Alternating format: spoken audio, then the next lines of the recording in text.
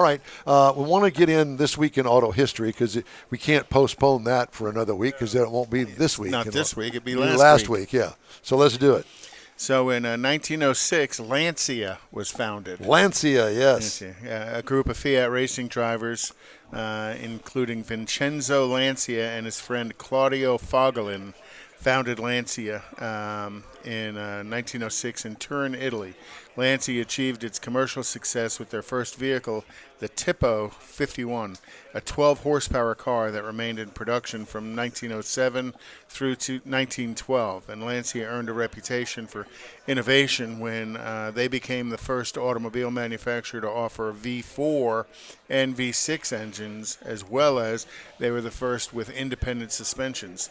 By the end of the 60s, Lancia was in financial trouble, and Fiat came in to help take them over, and they were accepted by the Fiat Corporation, and that reorganization put Lancia back on track, literally. Lancia was probably pretty well known through the 60s and 70s for their rally cars and their Group B rally cars, and the Lancia Stratos, which is a stunningly beautiful car. And a rally winner for that.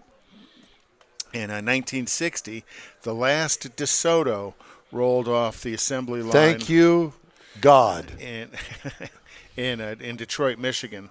What year? 1960. And that you got to remember, DeSoto was originally part of the Chrysler group. That Imperial was the top of the line.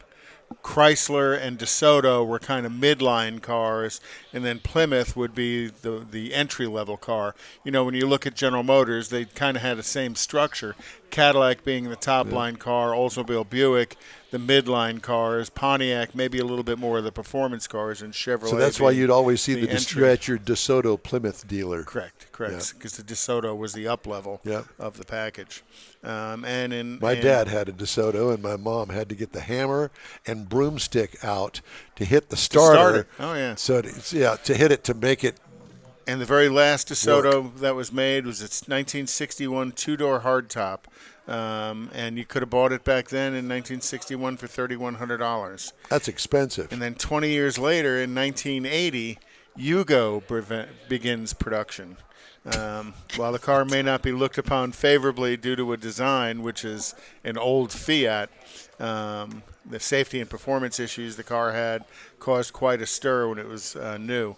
Both domestically and Eastern European cars were sold, and what an absolute pile of poo any Yugo was. That's putting it mildly. And then yesterday, the only Tucker convertible was sold at auction. Really? Yep, and it was never really a well-known car that it even existed. The Tucker Corporation ceased production in March 3rd of 1949, and what followed was an auction of all the remaining vehicles that Tucker had, including several that were left unfinished with a serial number on them already.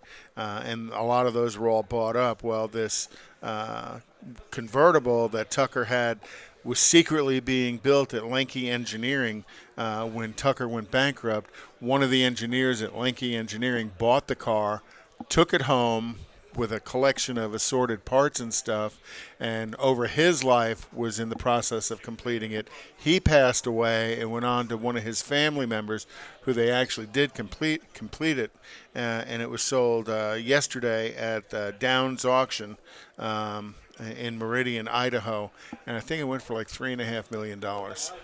Wow. So buy you a brand new 1949 Tucker convertible for $3.5 million. That'd be something. And that's This Week in Auto History. Well, joining us now